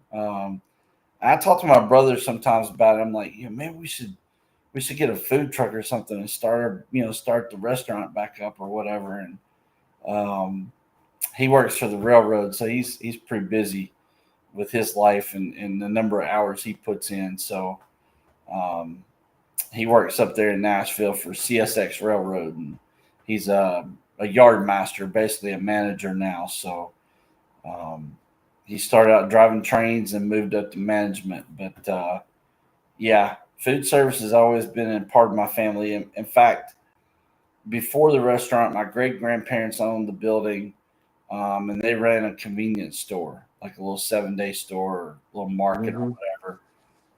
So entrepreneurship's kind of in my DNA, I guess you would say. It's been there for a few generations, but it's not a bad thing to do. If you got a good concept, a good idea, and can find a place, and um, you got to know your demographics. You got to know your location. You got to know what people like in that city, that town, that region. Um, what's missing, what restaurants are not available, and come up with a concept that's new and different, you know. Yeah. Um, but it all starts with the interaction with the customers, and it starts with good food and good quality customer service. Yeah, it definitely does. I noticed that being at Jeff Ruby's working for them. It's all about, they call them VIGs. They're guests, not people. You have to treat everybody like they're somebody. You know, that's how Yeah. you get along in the restaurant business. Treat everybody like they're somebody. And people want to interact. People want to feel like they're important. You know, um, I have a little southern cooking place right across the street from my apartment, and I go over there quite often. Um, and there's some waitresses that are not very sociable. You know, they'll come out and take your order, and they go ahead and put it back in, and they might check on you once while you're there, and you just kind of feel put off. And then there's some that Hmm.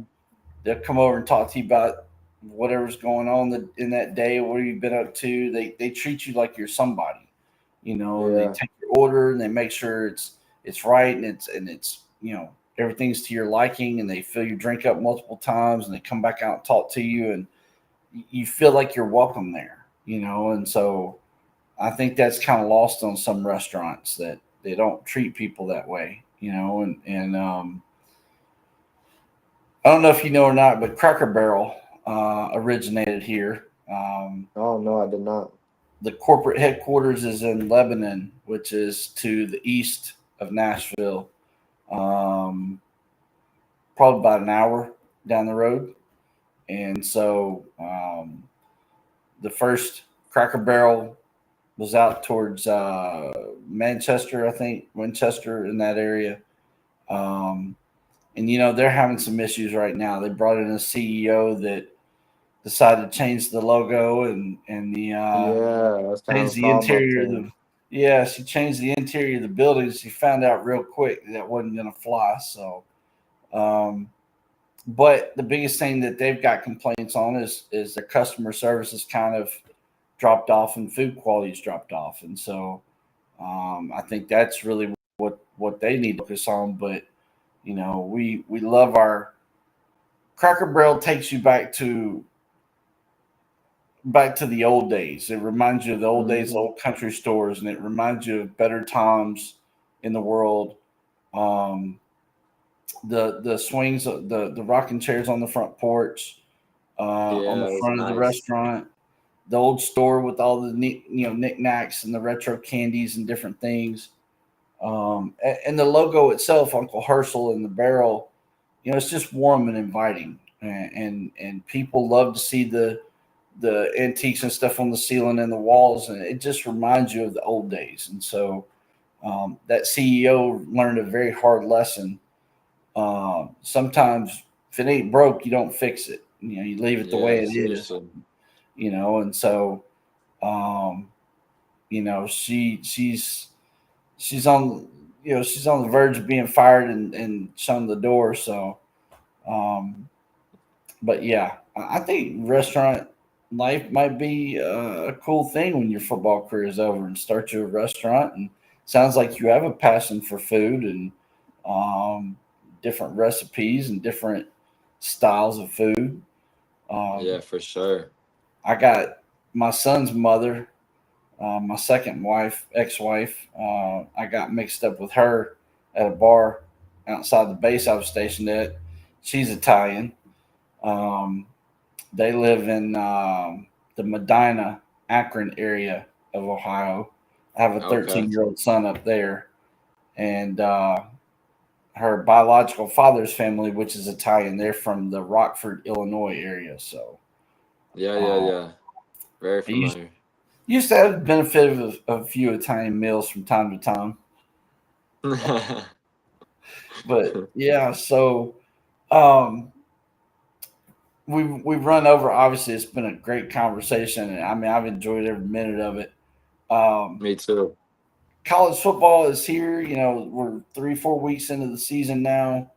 Um, who's standing out to you so far? And I Ohio. know you're going to talk about your Buckeyes. I get it. I know, but who else is standing out to you? Trying to think. So we got Ohio State's 1, who's Penn State's 2, right? Right now. I believe Trying to think. so. Penn Georgia. State's overrated. I'm just gonna say Yeah, that. Penn State's always overrated. Trying to think. Man, Just, like I would be honest if somebody was really saying out to me. I can't lie. Miami had a nice win over Notre Dame though. yeah. I think Notre Dame's like not terrible. They just they're a little young at quarterback right now, and What do they're you trying to think just about? like. What do you think about Carr? I think he's decent. I think he'll be a good quarterback. I think he'll be really good next year. I mean, he's young. He's kind of they played some tough games to start the season, which kind of didn't help. But I think if they can win out, they'll definitely gonna be in the playoff, and then they'll give somebody a run for their money to make a national championship push. Miami, Carson Beck looks pretty decent right now, which is surprising me. But man, I can't lie, man. Like I'm gonna go back to it. The Buckeyes are going back to back. They're going back to back. Our young QB right now, Julian saying, like I told you we were talking a little bit ago. I've been so high on him ever since he came in, and he's the truth. And with Cardinal Tate, Jeremiah Smith, and all the rest of the gang that's on that offensive side, and then Matt Patricia running that defense, I don't really know. There's not anybody through the first several weeks of the season that I think's gonna knock them off. I mean, that could change in the next couple of weeks, but right now I feel like they're the clear favorite to go back to back. Well, I'm sure they're going to see us again. We're going to have a rematch. I'm sure there'll be another Hopefully, playoff. give us a little bit better game. Yeah, hopefully so. You know, you know who Carr's grandfather is, right? The Notre Dame Yeah, QB. yeah, Lloyd Carr. Uh-huh. Yeah, so he's got football pedigree. Um, Yeah, he does. I thought he looked pretty impressive, even though they didn't win that game. I thought he looked pretty impressive. They say he's a gamer. They say he's the kind of guy he wants the ball in his hands. He wants, when it's crunch time, he wants it in his hands. And I thought he was pretty impressive with what I Yeah, saw. I agree. I agree. He's a leader for sure. What about the NFL side of things? Season's underway. What are you seeing early out of these teams? Josh Allen is a dog.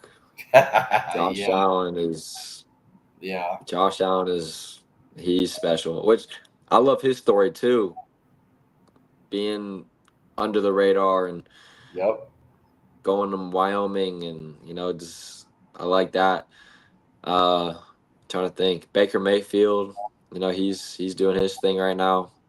I love to see him back doing what he can do after kind of the rough stuff that he's been through in his career. Uh I mean, Lamar Jackson. I mean, Lamar Jackson is going to be Lamar Jackson. He's yeah, ridiculous too. yeah. It hurts to see Joe Burrow have another injury. Could be on the path of Andrew Luck. Might just be like, I'm tired of rehabbing.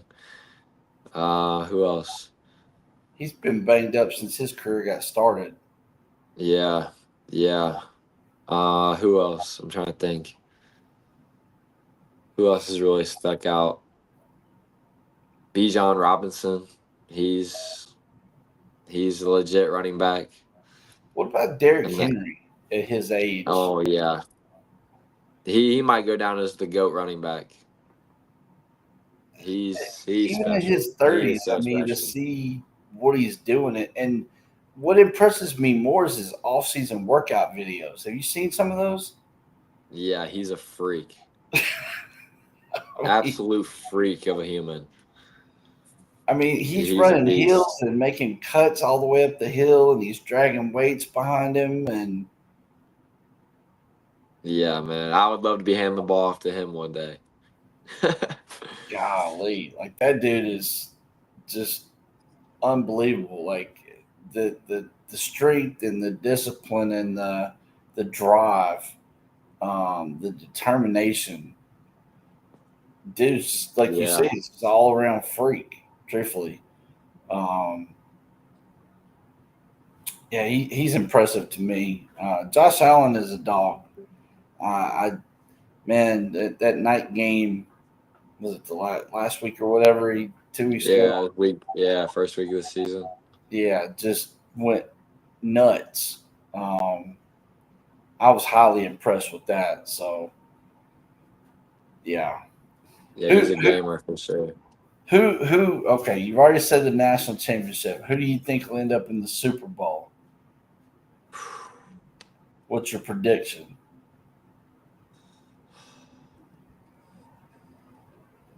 If the Bills keep playing like this, the Bills are gonna be there.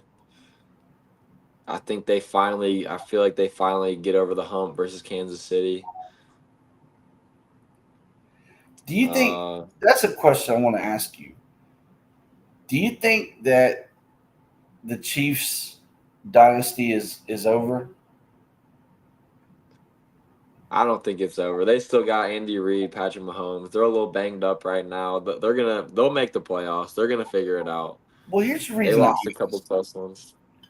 Week zero of college football. Mahomes and his wife Kelsey Taylor Swift. They're at the University of Cincinnati game. They're on the field. They're on the sideline. They're in the press box. Cameras on them constantly. What I've noticed is their level of play has diminished.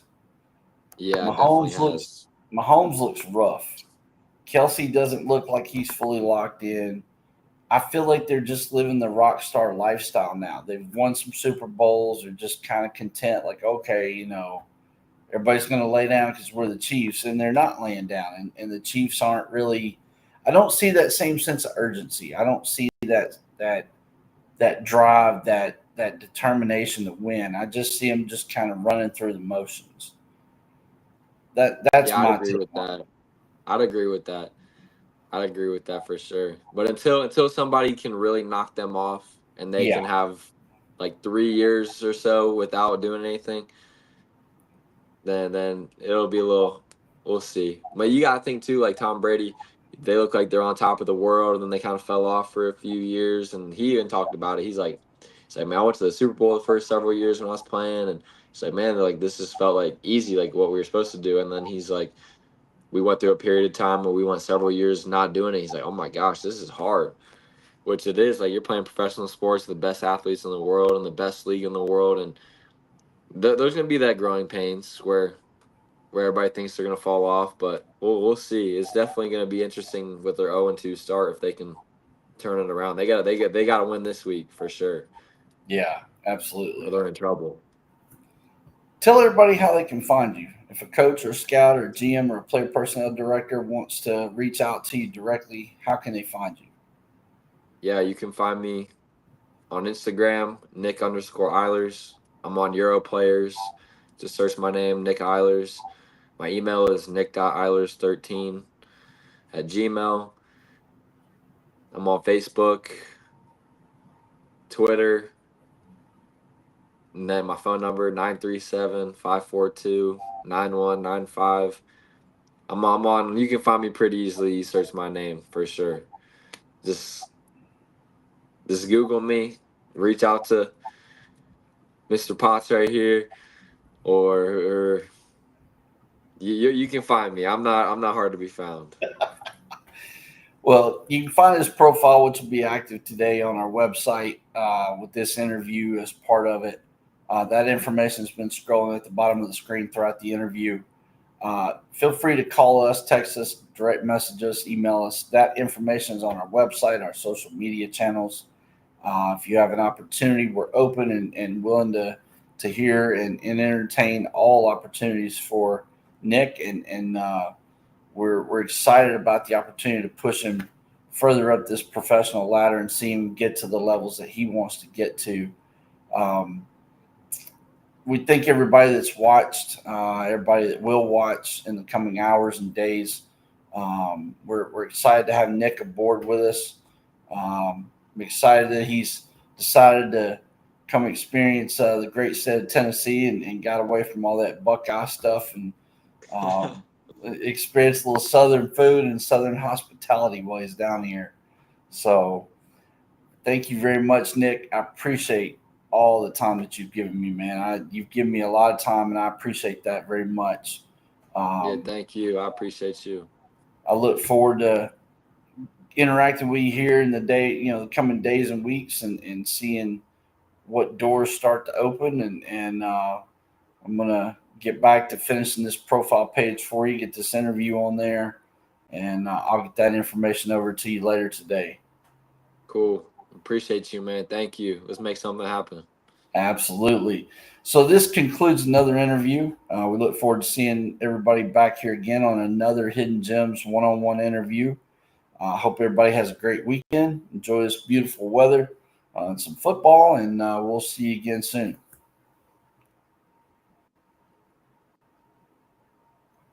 And